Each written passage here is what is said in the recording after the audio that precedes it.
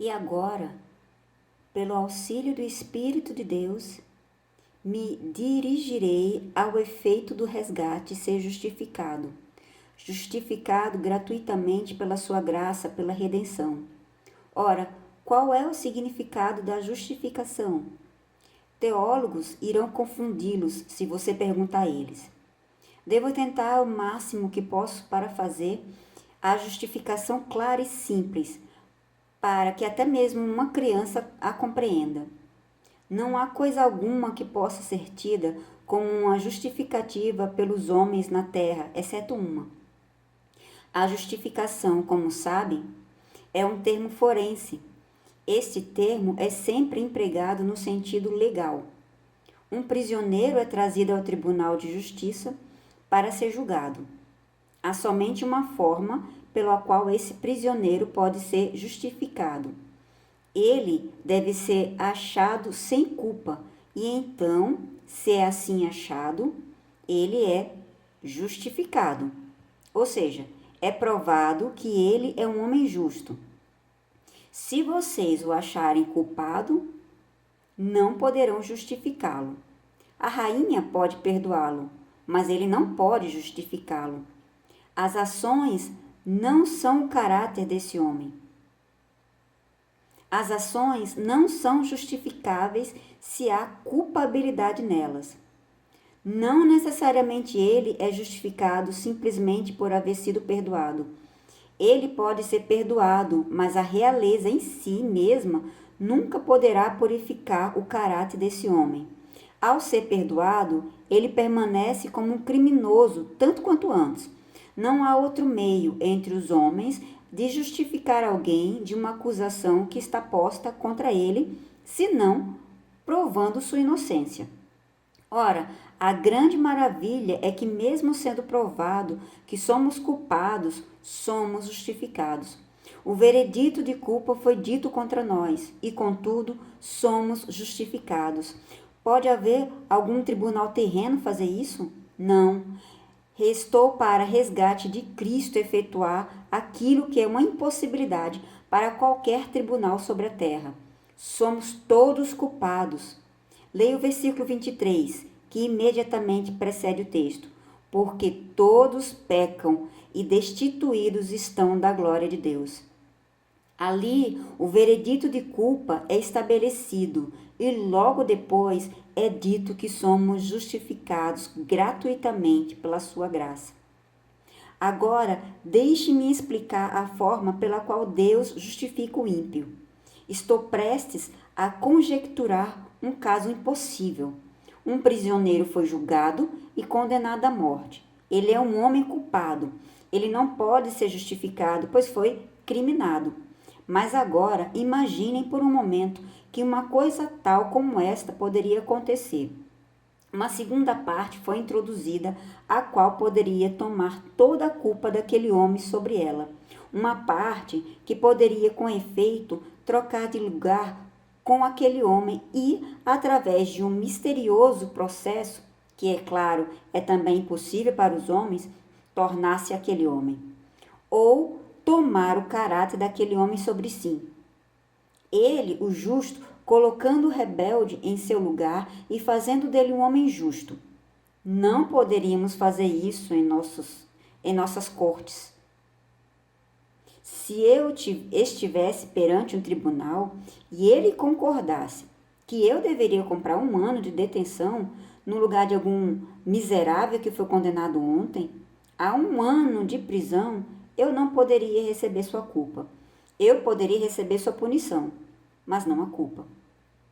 Ora, o que a carne e sangue não pode fazer, Jesus Cristo, pela sua redenção, o fez.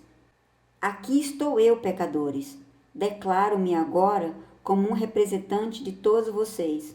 Estou condenado a morrer, Deus disse. Condenarei tal homem. Eu devo e vou. Eu o punirei. Cristo chega, põe-me de lado e se coloca no meu lugar. Quando é exigido o argumento, Cristo diz: culpado. Ele toma minha culpa para ser a sua própria. quando a punição está para ser executada, Cristo surge. Puna-me, ele diz. Eu imputei minha justiça a esse homem e tornarei seus pecados sobre mim. Pai, puna-me e considere aquele homem como se tivesse sido eu. Que ele reine no céu, que eu sofra miséria, que eu suporte uma maldição e que ele receba minha bênção. Esta maravilhosa doutrina de troca de lugares de Cristo com pobres pecadores é a doutrina da revelação. Ela nunca poderia ter sido concebida pela natureza. Deixe-me, para que não tenha cometido um erro, me explicar novamente. A maneira pela qual Deus salva um pecador não é, como alguns dizem, passando por cima da pena. Não, a pena foi paga. É a colocação de outra pessoa no lugar do rebelde. O rebelde deve morrer. Deus assim disse, Cristo diz, serei o substituto do rebelde. Ele tomará meu lugar e eu tomarei o dele. Deus consente com isso. Nenhum monarca terreno teria poder para assentir em tal mudança, mas o Deus do céu tem o direito de fazer tudo o que lhe apraz. Em sua infinita misericórdia, ele consentiu com o procedimento. Filho do meu amor, ele disse, deves ficar no lugar do pecador. Deves sofrer o que ele deveria ter sofrido. Deve ser contado como culpado, assim como ele o foi. Somente então olharei para o pecador com outra visão. Olharei para ele como se fosse você. Eu o aceitarei como se ele fosse meu unigênito, cheio de graça e de verdade. Darei a ele uma coroa no céu e darei em meu coração para todo sempre. Assim é que somos salvos, sendo justificados gratuitamente pela sua graça, pela redenção que há em Cristo Jesus. E agora, deixe-me ir além e explicar algumas das características desta justificação. Tão logo um pecador é justificado, lembre-se, ele é justificado de todos os seus pecados. Aqui está um homem pecador. No momento em que crê em Cristo, ele recebe o perdão imediatamente e seus pecados não são mais dele. Eles são lançados nas profundezas do rio.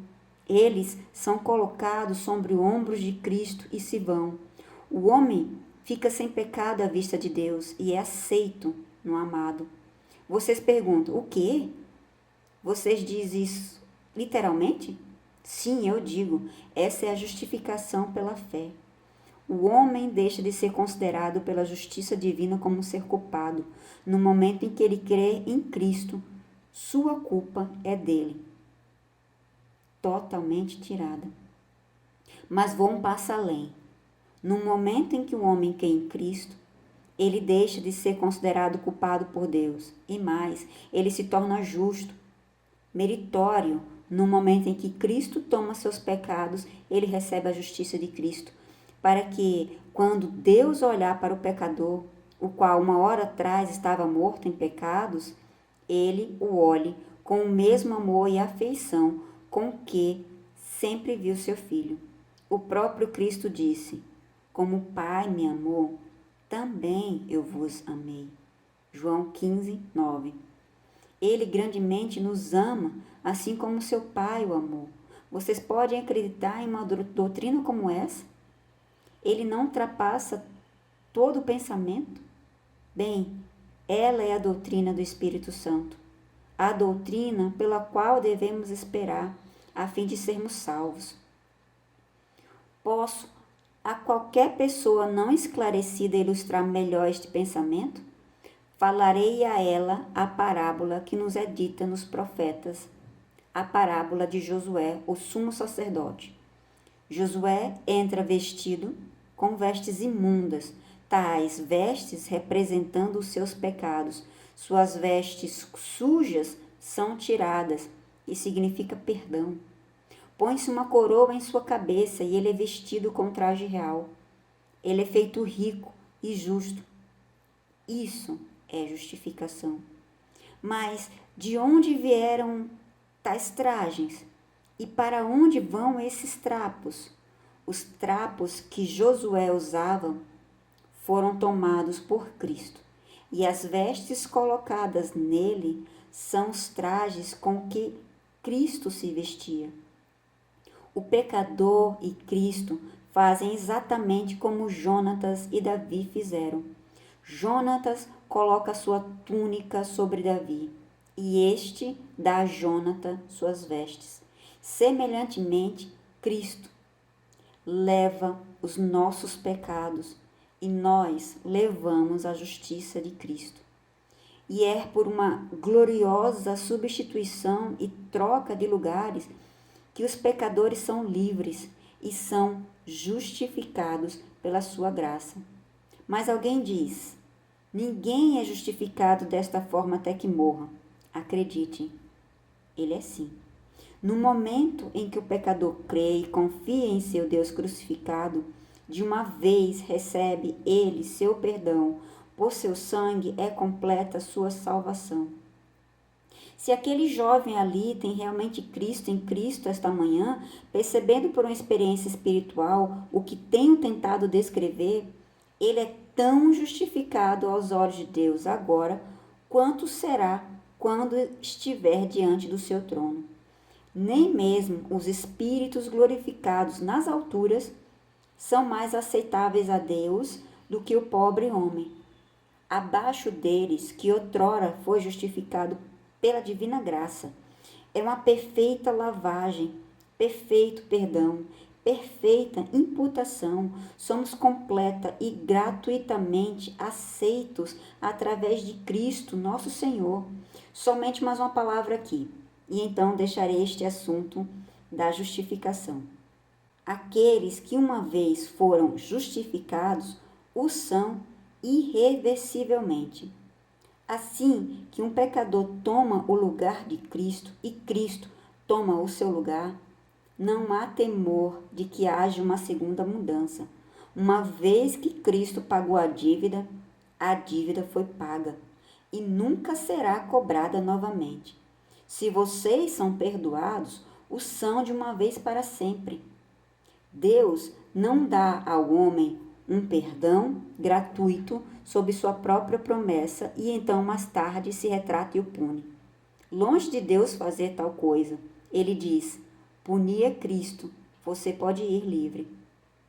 E depois disso podemos nos regozijar na esperança da glória de Cristo, pois justificados pela fé temos paz com Deus por nosso Senhor Jesus Cristo.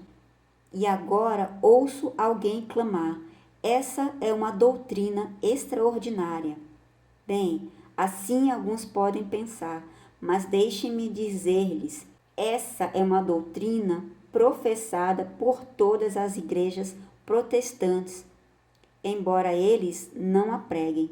Ela é uma doutrina da Igreja da Inglaterra, é a doutrina de Lutero, é a doutrina da Igreja Presbiteriana. Ela é aberta à doutrina de todas as igrejas cristãs. E, se ela parece estranha a seus ouvidos, é porque seus ouvidos são alienados, não porque ela é estranha.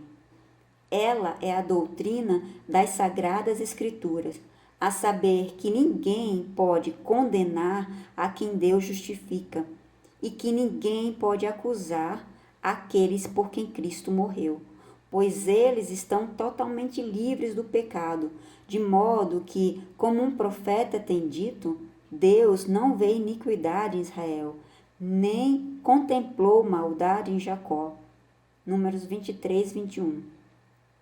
No momento em que eles creem, sendo seus pecados imputados a Cristo, os pecados deixam de ser deles.